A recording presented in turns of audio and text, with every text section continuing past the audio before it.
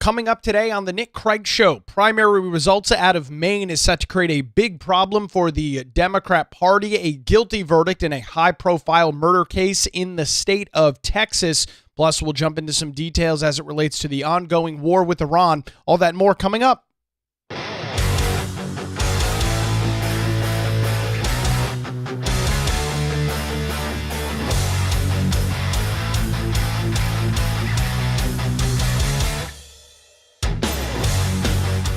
And a good Wednesday morning to you. Welcome into the Nick Craig Show, streaming live this morning on YouTube, Rumble, X, and Facebook. Don't forget that you can take the show with you 24/7 on demand. It's totally free to do so. Just head on over to your favorite podcast app, Google Play, Apple Podcasts, Spotify. Search for the Nick Craig Show, tap the subscribe or follow button, and take a new program with you each and every weekday morning. You can also listen online by visiting the website, nickcraig.com. Our program this morning brought to you by Melissa Gott and the team over at the Law Group in Wilmington. For any legal questions or challenges, 910-251-6088. The Democrat Party has created a real quagmire for themselves in the state of Maine as primary election results continue to flow in over the next couple of weeks. The states, unlike the general election, obviously, which is in November, states have different calendars for their primary. For example, North Carolina's was back in March. We watched those Texas primary results a couple of weeks ago as well. California last week, and a couple of other states, including Maine and South Carolina yesterday, where Graham Platner has successfully won the Democrat primary in Maine with 72% of the vote. He essentially was running the contest alone. There was another individual by the name of Janet Mills who was running but dropped out back a couple of months ago. So while her name was on the ballot, she was not actively running a campaign. And so now the Democrats are in a major, serious problem. Why is that the case? For the last 10 years, little more than 10 years, Democrats have consistently used the talking points and consistently gone down the rabbit hole of President Donald Trump's character, and in larger part, the character of Republicans across the nation. And while that is a fine political strategy to have, if you want to become the party of character, if you want to become the party of candidates that do not have any issues in their past and do not have any controversies, I welcome that. But the Democrat Party is not that.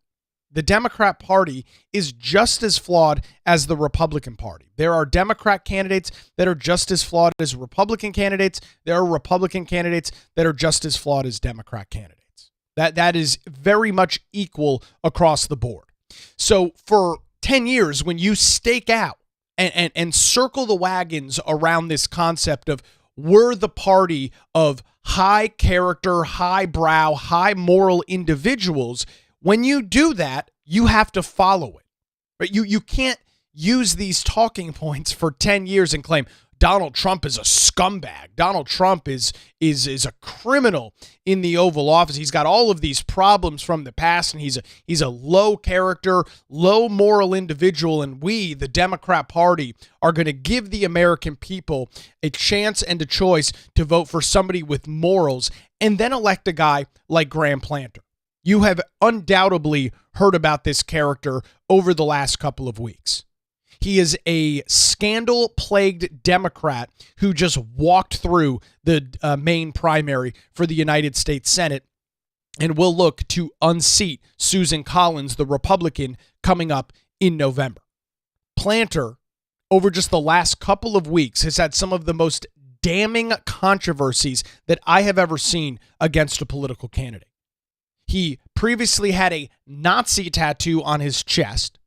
There are some very questionable social media postings from him, sexual text messages using apps that are ripe with child abuse and child trafficking while he was married, accusations of sexual abuse. Just list after list after list of major controversies that Platner has dealt with all in the last couple of weeks. There's been a couple of explosive stories literally within the last 2 weeks against Graham Platner. And now he is the Democrats' guy. Now, there is, of course, always the possibility that he drops out of the race. But from everything we've seen from this guy, including hoping and wishing that U.S. service members died in combat, I don't really think that that's something that he's going to do. And so the Democrats are stuck with him. The Democrats now have to defend these actions on the national stage. He went into hiding essentially earlier this month after many of these scandals continued to take out. He was hiding from the press. Most recently, the New York Times dropped a report with disturbing claims from Graham Platner's ex-girlfriends, one of his ex-girlfriends, claiming that Platner locked her in a room and forcibly grabbed her consistently. These are some of the allegations that have come out again just in the last couple of days. And so, again, you have a hard problem when you are a political party that has put so much capital, so much of your political investment into wanting to be the party of character, the party of morals, and then elect a guy like Graham Platner. But see, this is yet again another shining example of Democrats' standards. And the old saying goes, to quote the great Chris Plant, if it weren't for double standards, Democrats would have no standards at all. And he's absolutely correct when he says this. Case in point, this was the discussion on CNN last night, just hours after the polls closed. Abby Phillips, who hosts the late night show on CNN, obviously discussing a lot of the election results, discussing a lot of what was going on. This was the reaction from a Democrat, a Gen Zer on CNN last night. Take a listen for yourself. Don't take my word for it. There probably is more coming out, don't you think, Adam? There could be, but we are now witnessing the post-cancellation, post-purity style of politics that the Republican Party has ushered in. Now, hold on a second here. That the Republican Party has ushered in. It's the Republicans' fault that this is happening? It's the Republicans' fault that Democrats have spent the better part of a decade proclaiming to the American people that they're the party of consistency and morality and decency? It's the Republicans' fault that that's the case? I don't think so.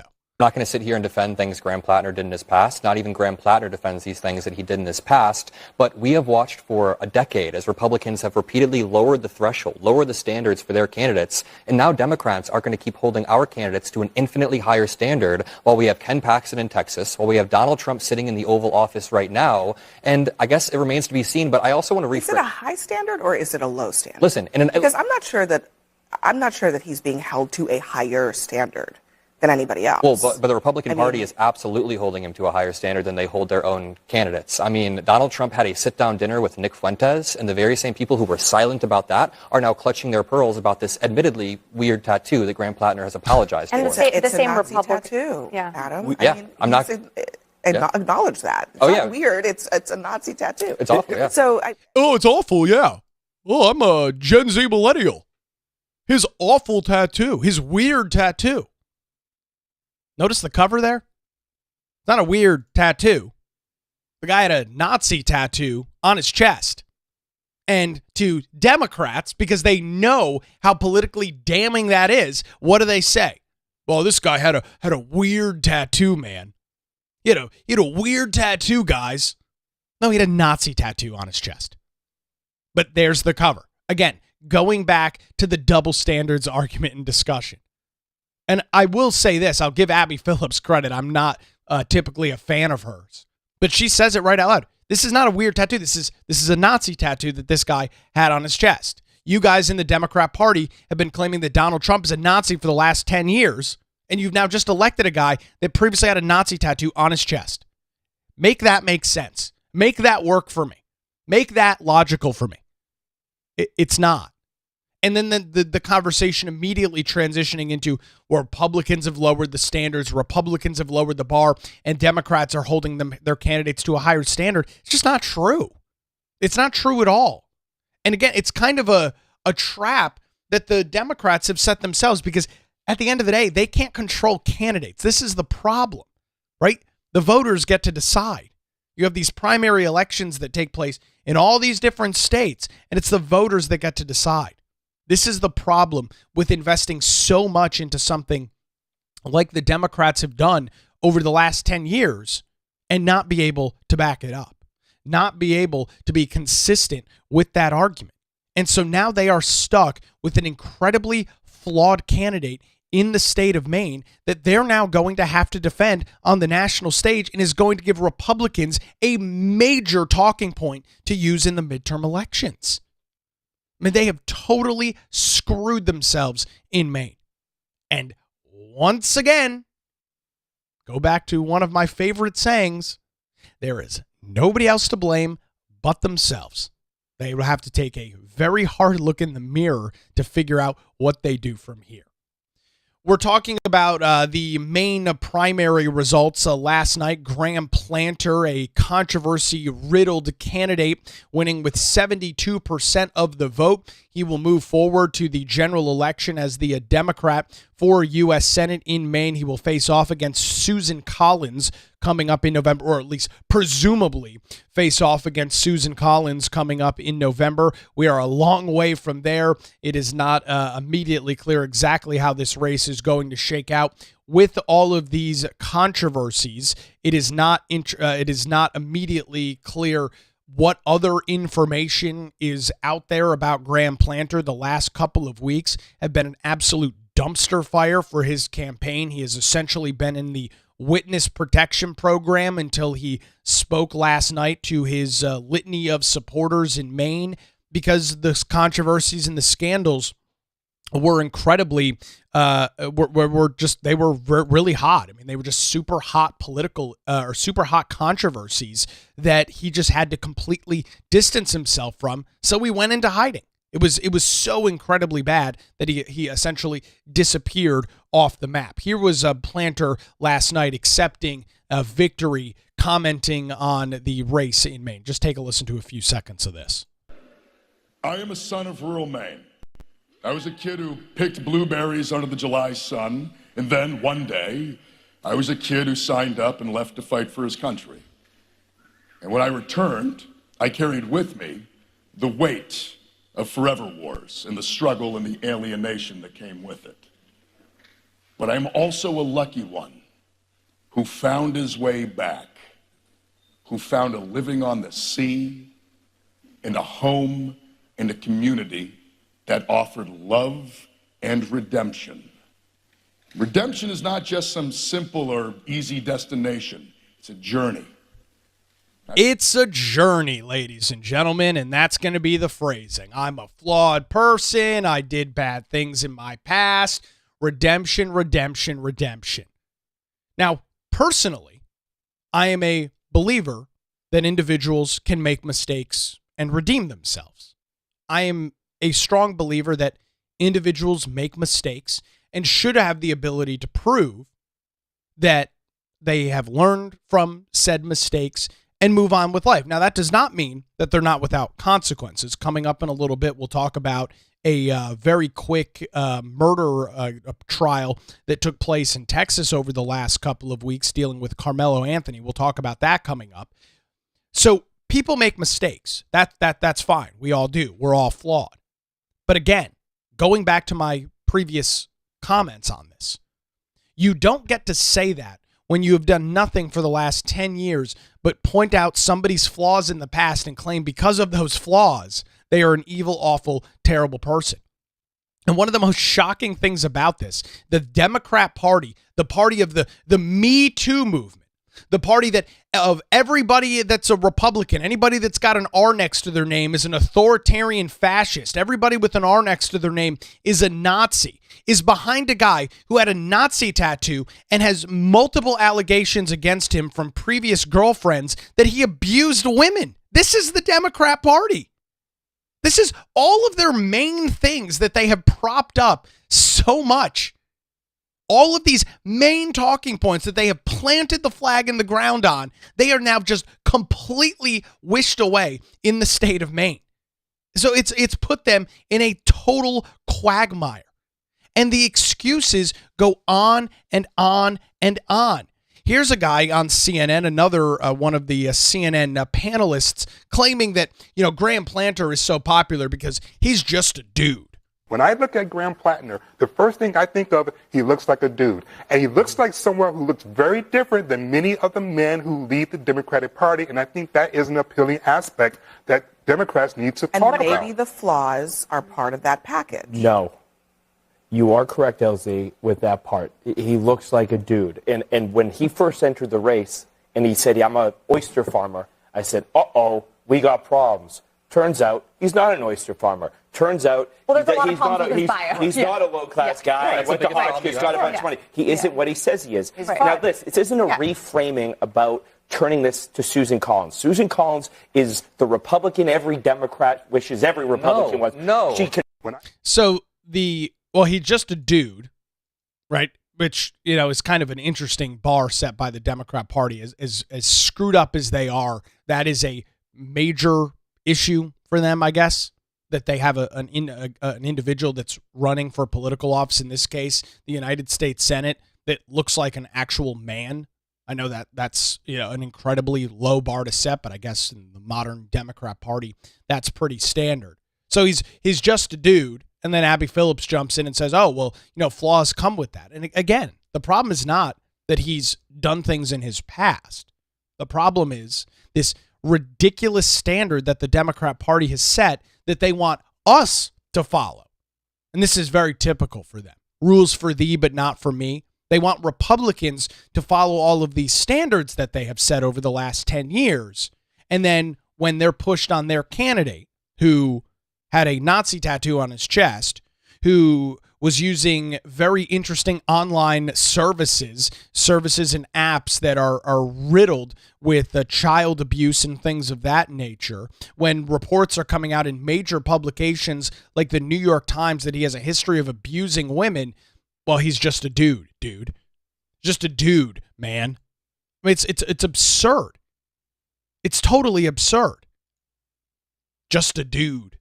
I mean, what kind of bar is that to set? Here's my final CNN clip from last night. Take a listen. At the end of the day, I think Graham Platner is a very flawed candidate. I think if I were a Mainer today, I would have probably cast my vote for Janet Mills.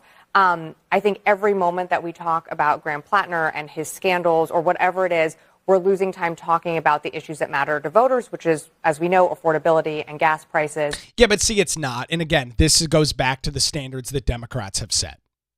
No. Affordability is not an issue for the Democrat Party. It wasn't an issue for them during 4 years of the Biden administration. It has not been an issue. It's an issue now, but this has not been the case. Every second that we spend talking about Graham Platner's past is moments we're not talking about affordability. Oh, you mean like the affordability stuff that you guys ignored for 4+ years under the Biden administration? That affordability? You don't get to, again, spend 10 years talking about somebody's past like Donald Trump's and then just whisk away Platner's stuff in the state of Maine. That is a huge moral inconsistency. And I suspect that voters are able to see right through this. I suspect that voters aren't going to fall for this gaslighting that the Democrat Party is trying to feed them. I just don't buy it. This is going to be a fascinating race to watch. Great comment coming in. Susan Collins is the most middle of the road, benign Republican. I don't even understand why the Dems are fighting her so hard. But this could have been a relatively easy election for them to win in a midterm had they put somebody forward that did not have the past like Platner does. But they didn't. They brought out this guy who looks like a dude, tries to play himself off as some low-income oyster farmer from Maine who turns out is a complete and total scumbag and has a disastrous past, which will likely mean that Susan Collins remains in her seat in the state of Maine. So this is going to be one of the very interesting elections that we are keeping an eye on as we approach November. A lot of major races, obviously the U.S. Senate race here in North Carolina as well. We'll keep you up to date with the details right here on the Nick Craig Show.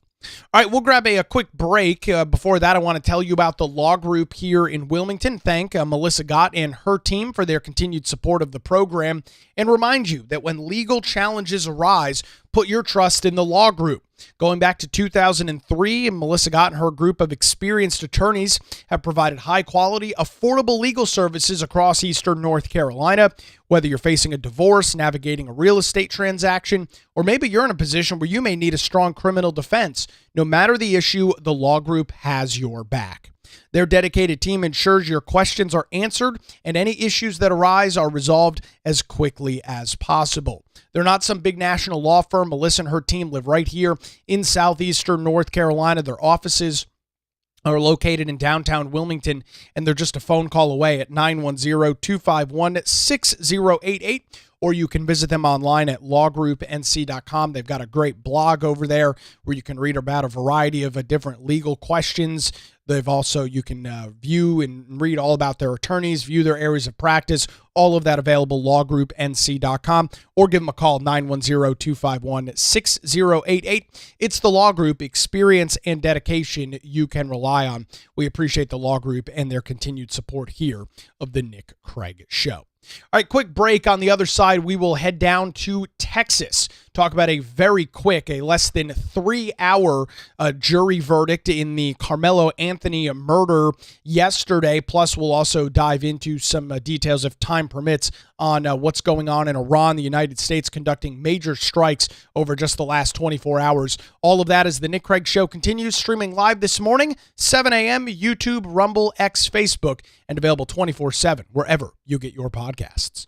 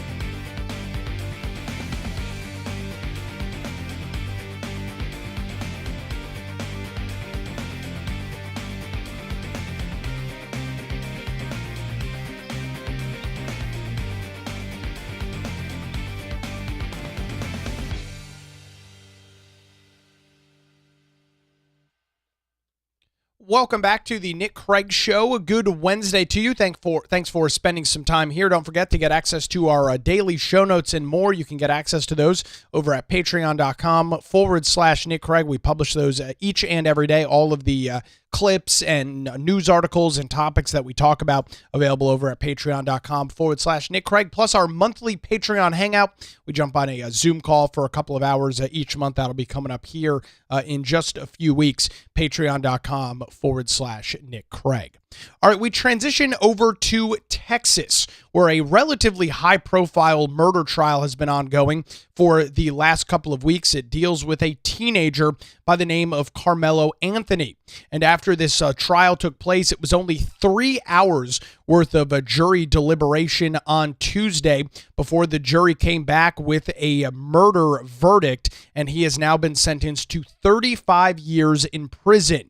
If you did not follow the backstory on this case, it did get, as I mentioned, some pretty high-level media discussion. Back in April of 2025, Anthony at the time was accused, he has now been found guilty of, murdering and stabbing a schoolmate of his by the name of Austin Metcalf. As I mentioned there, Anthony was found guilty in a trial that lasted just 8 days. Anthony stabbed Austin Metcalf in April of 2025 at a high school track meet in Frisco, Texas. Words were exchanged between the two after Anthony came to sit in the Memorial High School team tent, an area that witnesses described that is typically set aside for team members. He was asked multiple times to leave, but witnesses who testified under oath, under the threat of perjury, that he refused to go. Several students verified that as they were called to the stand to testify. They stated that they did not believe. So after that took place, there was an altercation.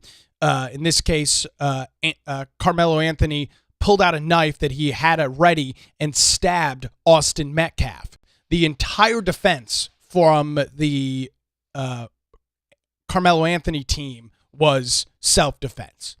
That he felt that he was threatened, that he felt that he was, and you know, for those that don't follow that closely, self-defense is pretty clearly spelled out. You have to be in fear, and you need to prove in a court of law that you were in fear of either severe physical injury or death. That is kind of the bar for self-defense. Nobody else in the scene had any weapons or anything like that. Anthony pulled out a knife, stabbed one of his fellow classmates, and killed him. That was the primary argument.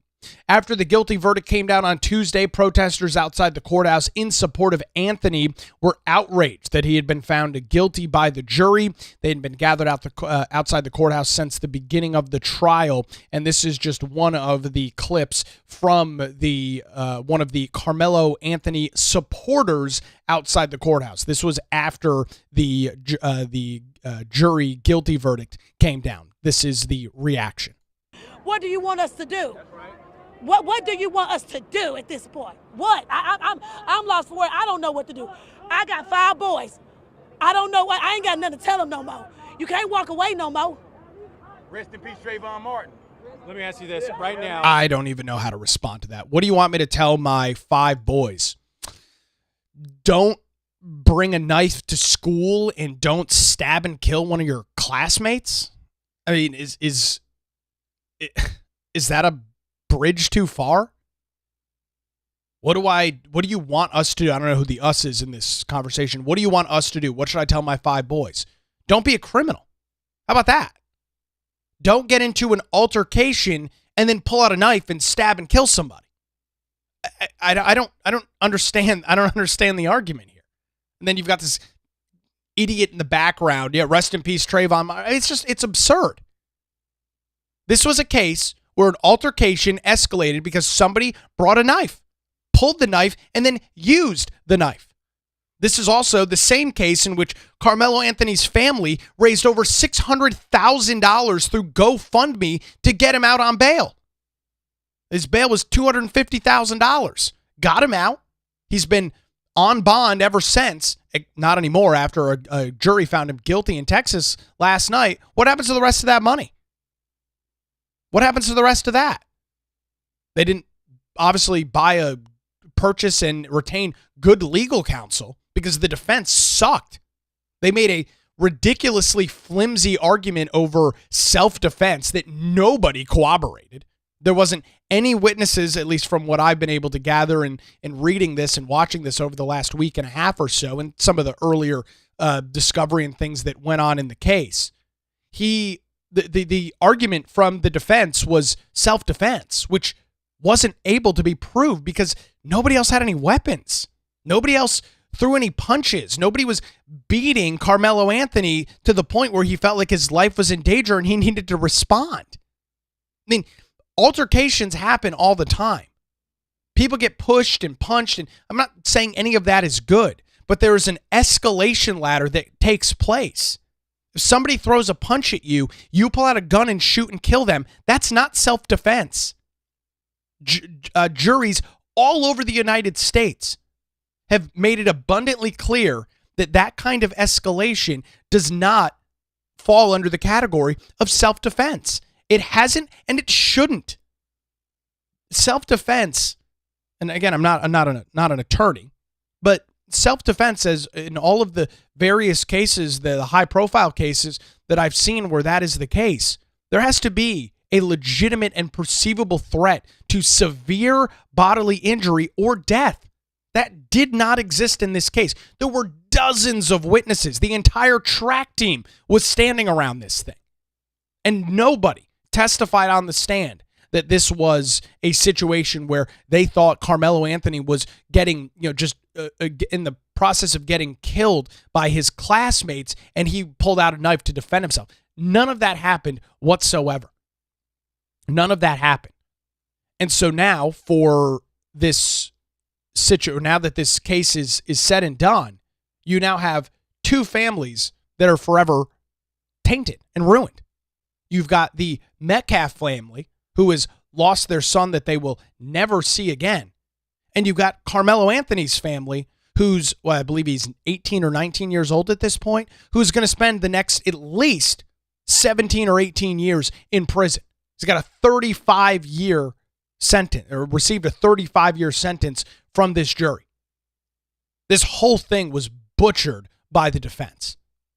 Great comment coming in. He could have pled to manslaughter and gotten 10 years. Absolutely. And that was a large part of the discussion in the legal analysis leading up to this trial, during this trial, and the immediate aftermath. Being convicted of murdering somebody versus manslaughter is different. The result in many cases is the same, but those are two very different things. He was not convicted of manslaughter. He was convicted of murder and could have received a sentence up to 99 years. That was the max in the sentencing. It was 0 to 99 years. He received 35. He will have to serve at a minimum half of that, so 17-ish years, and then will have the ability to try and get out on good behavior. But for the next 17 years, he will be squarely incarcerated in the state of Texas. A miserable defense. Miserable defense. And a miserable situation. A conflict between high schoolers, which is very common for anybody that went to a high school. Fights and arguments and things happen all the time.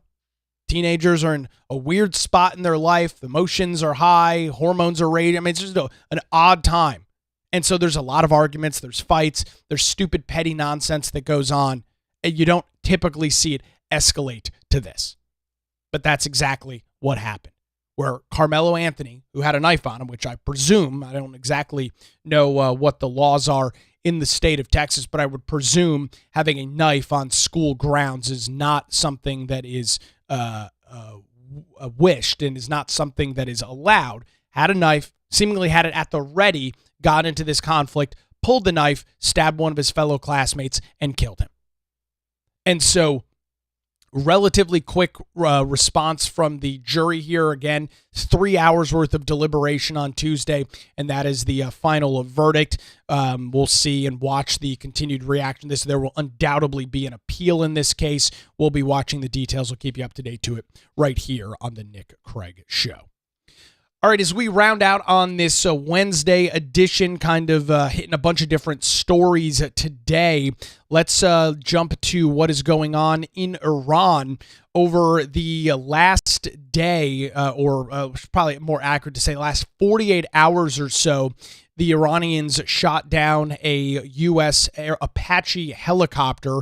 Fortunately, all of the crew members were recovered in that case, but it shows continuing and heightened escalations between the United States and Iran, as we have been told now for weeks that negotiations are continuing in the conflict, and the president has continually stated, and others have consistently stated, that a lot of the even a lot of the major details have been dealt with. It's really the holdup on the Iranian nuclear program, which has been really the entirety of this discussion, going all the way back to when this conflict first began.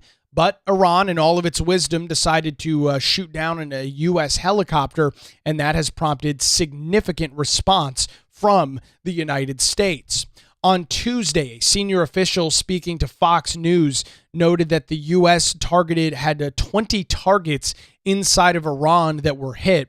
While CENTCOM said that the U.S. strikes have ended, they noted that the situation remains, quote, active, and that U.S. military personnel are prepared to respond if Iran retaliates to these strikes. President Donald Trump defended the strikes as necessary in a statement to ABC News' Jonathan Karl, saying, quote, "I think it is very important to respond. They shot down a helicopter, and we are responding as we speak." Trump said that the strikes, again, were a direct response to the Iranian actions, going on by saying, "This is a response of what they did with our helicopter last night. And I believe the response should be very strong, very powerful, and that's exactly what this is." President Donald Trump also lashed out on Iranian leadership on social media, saying Iran's military is a complete and total mess. Much of it, like their Navy and Air Force, don't even exist anymore. They've been completely defeated. Iran is all talk and no action. The bully of the Middle East is dead. They've taken too long to negotiate a deal that would have been great for them, and now they will have to pay the price. This is very relevant, and I think this is a very interesting set of statements from President Trump. As we have talked about in detail here on the show, it is obvious, and I think to almost anybody would seem obvious, that the president is growing incredibly and ever more frustrated with Iranian leadership. He has provided and given them opportunity after opportunity after opportunity to sign on to this deal and begin rebuilding their society. They have in large part refused to do that because they want a nuclear weapon. They want to continue to enrich uranium to build a nuclear bomb and strap it to the top of an ICBM or put it in some sort of warhead, do whatever they're going to do with it. That is their big issue. That is what they have been holding out on this deal for. The president, and we've talked about this again in pretty great detail, the president has given, I think, way more leniency than I would in this case, because there's always the discussion over whether the Iranians are negotiating in good faith. I am a strong believer that they are not, and that all of these back and forth negotiations are not truly happening in good faith. As I mentioned, I think I've talked about it recently. It was sometime either this week or late last week. The president has got to get this thing wrapped up. I mean, he's got to. And he says, in this Truth Social post, they, referring to the Iranians, have taken too long to negotiate a deal that would have been great for them, and now they will have to pay the price. If a deal can't be made, then it is time for the United States to go forward with its bridge and power plant day and force them into submission, force them into making this deal. It seems to me that they are not going to do this now, that they are unwilling to make this deal now. I could be wrong about that, but this has been going on for months now. Great comment coming in on the show from Leslie. It reads, "If Iran makes a deal, it won't last long. Amen to that. Trump has given them every chance. Bridge and power plant day is inevitable." I think that's kind of where I'm at. That's where my head is at. And the first part of that comment is one that is very interesting as well. Let's say tomorrow we find out that the Iranians have, quote unquote, agreed to a deal with the United States because they are bad faith actors. How long does that last? Does it last a couple of weeks? Does it last a couple of months? Does it last a couple of years? I don't know. But I can say to you very confidently today, I don't trust them. I don't believe them. I don't think that if they even agree to a deal with the United States, that they're going to be willing to keep the deal. And I strongly believe that the president has got very good people trying to negotiate this deal. And that is absolutely on their mind, which I think is why these negotiations have taken so long, because they're really trying to force Iran into the corner and force them not only to agree to the deal, but actually uphold it. But if I tell you I'm going to do something, that's the first step. Then I actually have to do it. Right? I can sit here all day, every day and say I'm going to do this, that, and the other. If I don't back any of that up with action, or if I do the complete opposite of what I said I was going to do, at a certain point, it would be a normal, logical reaction to ignore what I'm saying, to not put any trust and belief in the words coming out of my mouth. I think that's a very logical and realistic approach to something like that. And that is exactly what you're dealing with in Iran. That's exactly what you're dealing with whatever leadership is actually left in that country, which even to this day remains incredibly unclear. The United States conducting additional strategic strikes on portions of Iran yesterday over the last 12 to 24 hours. And now we see what the Iranians do. Do they respond and retaliate again? If they do, I can almost guarantee you that the president says enough is enough. We have the advantage in this conflict. Now, that does not mean that everything is going perfect. That does not mean that this is a great situation, which it's not. But we have the advantage, and we've proved it again. Iran shoots down a single helicopter, which obviously I'm not blowing that off, but Iran shoots down a single helicopter, which is what they've done that twice now in a 4-month war. They shot down a helicopter, and the United States responds within hours with 20 strategic strikes on various strategic targets, of which obviously we don't know, across Iran. We have the superiority in this war. We are continually controlling this country from the air, and there's literally nothing that they can do about it. They can take pot shots at helicopters here and there. Eventually, they will succeed. Eventually, they will shoot one down. But in the larger scheme of this conflict, in the grander scope of this conflict, the United States still has not only a little bit of an advantage, but a major advantage over the Iranians. The Strait of Hormuz is blocked. They have no ability to generate any revenue. Their oil facilities are essentially stagnant at this point. There's nowhere to put the oil. The United States is still leading this, but the clock is ticking. The president of the United States and Donald Trump has either got to get a deal from the Iranians in the next couple of weeks or annihilate the country. Those are the only two options, and it's got to happen relatively soon. This cannot continue to linger for months and months and months more, especially as we get closer to the midterm elections. The president started this conflict. He's going to have to be the one that figures it out. I don't want to hear any excuses. I don't want to hear anything else. He started it. He's got to figure it out. I look forward to the resolution on this coming up, hopefully in the weeks to come. We'll be keeping you up to date with these details, as with everything else, right here on the Nick Craig Show. All right, that's going to do it for a Wednesday edition. Again, quick programming note, if you missed it yesterday, no show Friday or Monday, and enjoy a couple of days off. So no show Friday or Monday. We'll be back to our regular schedule coming up next Tuesday morning, and obviously we'll be here tomorrow morning as well. Thanks to the Law Group here in Wilmington for their continued support. LawGroupNC.com or 910-251-6088. The Nick Craig Show streams live weekday mornings, 7 a.m., YouTube, Rumble, X, Facebook. It's available 24/7 in your favorite podcast app and is heard weeknights, 9 to 10 p.m. on WBT Radio in Charlotte. Enjoy your Wednesday. We'll do it again tomorrow morning right here on The Nick Craig Show.